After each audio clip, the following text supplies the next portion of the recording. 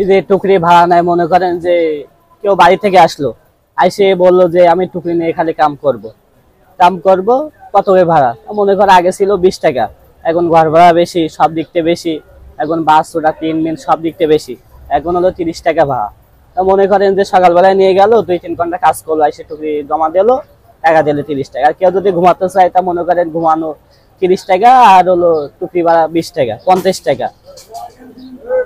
ও মনে করেন যে কেউ সকালবেলায় নিয়ে গেল, সকালবেলাতে মনে করেন যে সুইন্ডি পর্যন্ত রাখতে পারলো, 12 ঘন্টা রাখতে পারবে, এটা তার ব্যক্তিগত ব্যাপার, তার আগেও জমা নিতে হবে।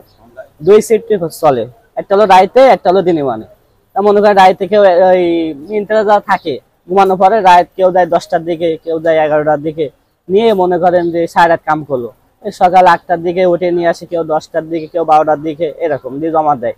তখন মনে করেন যারা দিনে বানায় কাম করেছে তারা রাত্রিরা ঘুমাইবে, আর রাত্রে যারা ঘুমায় তারা দিনে মানে কাজ করে। হ্যাঁ আছে, মনে করেন 40 টা, 50 টা, 100 খানও আছে। আমাদের ওখানে নাম লেখা আছে, আর তোমার নাম্বারও আছে, আর চানমার্কাও আছে। যারা লেখাপড়া জানে না তারা ওই চানমার্কা দিয়ে বুঝতে পারবে যে অমুকের ঘরে আছে। এই যে মনে করেন এনে প্রায় 40-50 টা ঘর, তাই এরকম মার্কার নেই। মনে করেন অনেকে কেউ লেখাপড়া জানে না, তা চেনবে কি করে টুকরিতে? তা ওই চানমার্কা আছে, দেখলে বুঝতে পারবে যে অমুকের ঘরে। হ্যাঁ হ্যাঁ, যে ওখানে আঁকানি আছে টুকরিতে। আছে 40 টা, 50 টা, এরকম।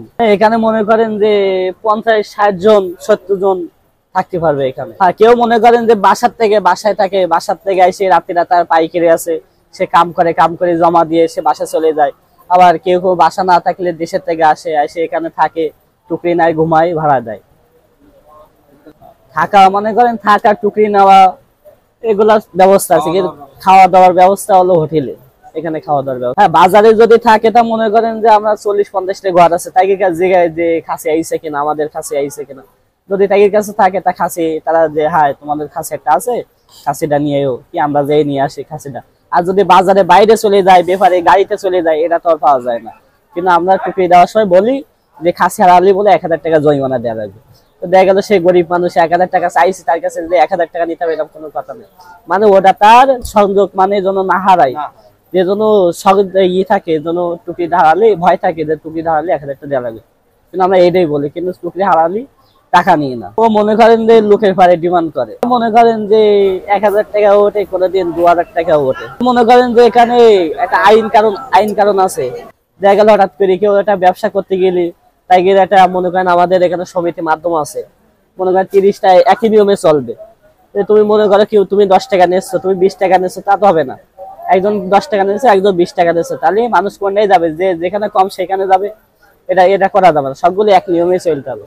মনে করেন আপনার টুকরি হারাইছেন, টুকরিটা যদি 5 জনে যদি ওই টুকরিটা যদি আপনার কাছে যদি নাই যে তুমি হারাইছো, জরিমানা দাও, তাহলে আমাদেরও নিতে হবে। আর যদি 5 জন যদি জরিমানা না নেয়, আমি টাকা নিলে তো হবে না। সবগুলো হ্যাঁ, সবগুলো এক নিয়মে চলে।